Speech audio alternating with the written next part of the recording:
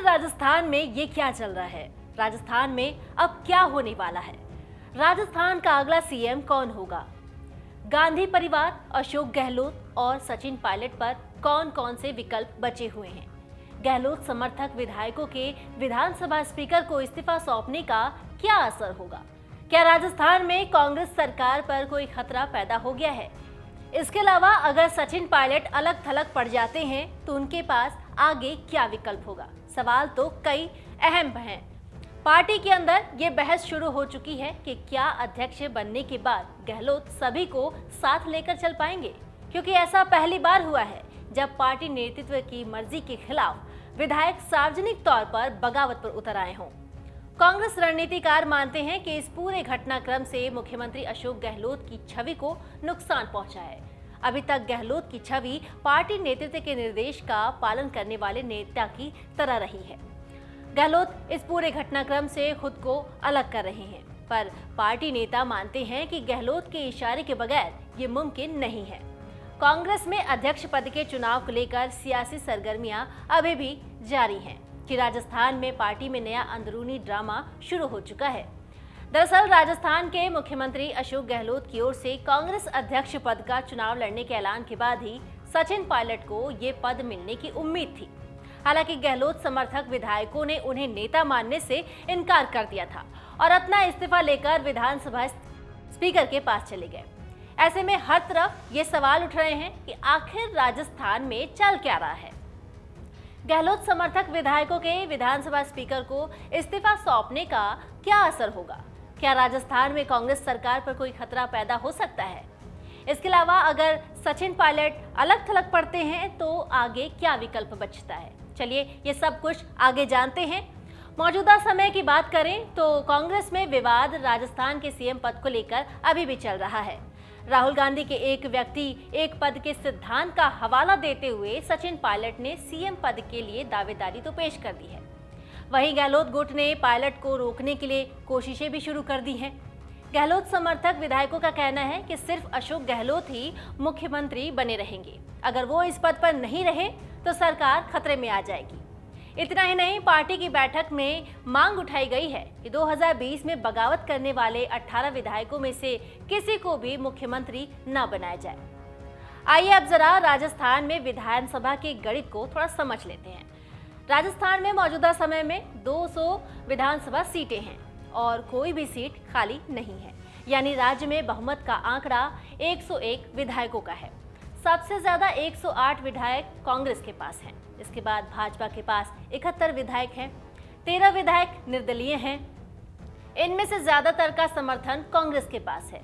राष्ट्रीय लोकतांत्रिक पार्टी के पास 3 एमएलए हैं। वहीं भारतीय ट्राइबल पार्टी और मार्क्सवाद कम्युनिस्ट पार्टी के पास 2-2 विधायक हैं। राष्ट्रीय लोकदल के पास 1 विधायक है। अब सवाल उठता है कि गहलोत समर्थकों के विधानसभा स्पीकर को इस्तीफा सौंपने का क्या असर होगा? आमतौर पर किसी विधायक को विधानसभा से अपनी सदस्यता छोड़ने के लिए एक तय प्रक्रिया से गुजरना पड़ता है। संविधान के अनुच्छेद 190(3)(b) के तहत अगर किसी विधायक को अपनी सीट छोड़नी भी है तो वो स्पीकर को चिट्ठी लिखकर इस्तीफा दे सकता है। हालांकि ये प्रक्रिया पूरी अभी नहीं हुई है और जब विधानसभा अध्यक्ष इस्तीफा मंजूर कर लें तभी ये प्रक्रिया पूरी मानी जाएगी। विधायकों ने इस्तीफा तो दे दिया है, तो अब क्या संभावनाएं हो सकती हैं? पहली संभावना ये हो सकती है कि भाजपा की सरकार बन सकती है। और कैसे, चलिए आपको बताते हैं। राजस्थान की बात करें तो कहा यह जा रहा है कि कांग्रेस के 80 विधायकों से ज्यादा विधायकों ने विधानसभा स्पीकर को इस्तीफा दे दिया है। अगर इस संख्या को 80 मान भी लिया जाए तो पार्टी के पास राजस्थान में सिर्फ 28 सीटें बचती हैं। अगर स्पीकर इन 80 विधायकों का इस्तीफा मंजूर कर ले तो राजस्थान में विधानसभा सदस्यों की संख्या 120 पहुंच जाएगी। इस स्थिति में भाजपा 71 सीटों के साथ सदन में बहुमत का आंकड़ा पार कर जाएगी और राजस्थान में नई सरकार का गठन हो जाएगा। इस स्थिति में अगर पार्टी को किसी से समर्थन नहीं मिलता है तो भी बीजेपी की सरकार बन सकती है। दूसरी संभावना यह है कि स्पीकर अगर इस्तीफा मंजूर ना करें तो क्या होगा? जब तक विधानसभा अध्यक्ष संतुष्ट नहीं हो जाते कि विधायकों ने बिना किसी दबाव के अपनी मर्जी से इस्तीफा दिया है, तब इस्तीफा मंजूर करने पे वो इनकार भी कर सकते हैं। माना यह जा रहा है कि गहलोत कैंप फिलहाल इसी तरकीब को अपना रहा है।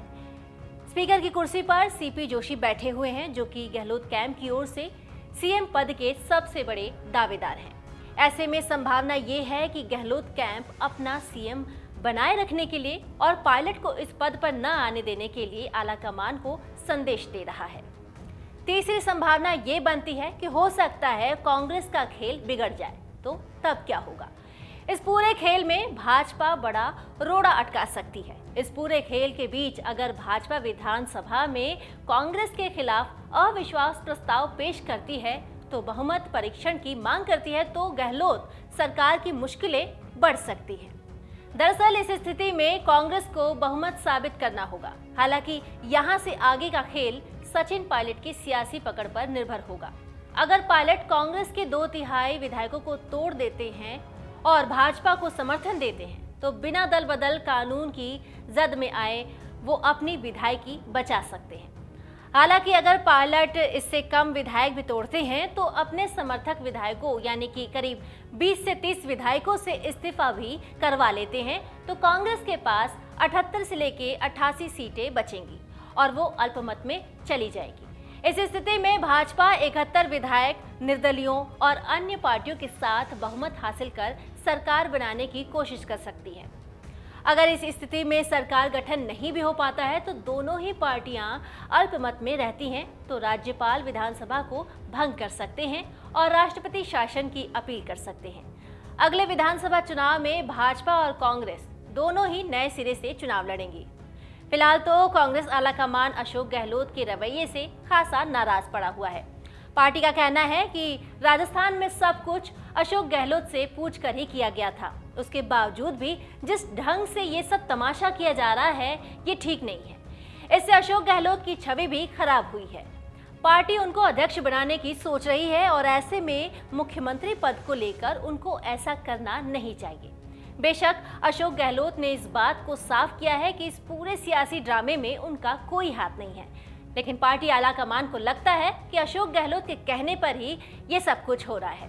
पार्टी को ये भी लगता है कि उनके आसपास के लोगों ने अशोक गहलोत को ये समझा दिया है कि पार्टी अध्यक्ष की बजाय मुख्यमंत्री की कुर्सी ज्यादा बड़ी है, इसलिए ये सब सियासी ड्रामा बना हुआ है।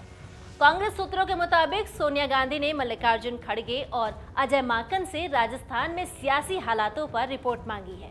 उधर बताया ये भी जा रहा है कि गहलोत भी अध्यक्ष पद के लिए नामांकन टाल सकते हैं। सचिन पायलट इंतजार कर रहे हैं कि इस पूरे मामले में गांधी परिवार दखल दे और गहलोत के खिलाफ कोई न कोई कदम उठाए। वहीं केसी वेणुगोपाल से अशोक गहलोत से बात करने को भी कहा गया है। डाउनलोड करें अमर उजाला ऐप और पाएं खबरें लगातार। अगर आप ये वीडियो YouTube पर देख रहे हैं, तो हमारे चैनल को सब्सक्राइब करें और बेल आइकन को दबाना ना भूलें। अगर आप Facebook पर ये वीडियो देख रहे हैं, तो हमारे पेज को लाइक करें।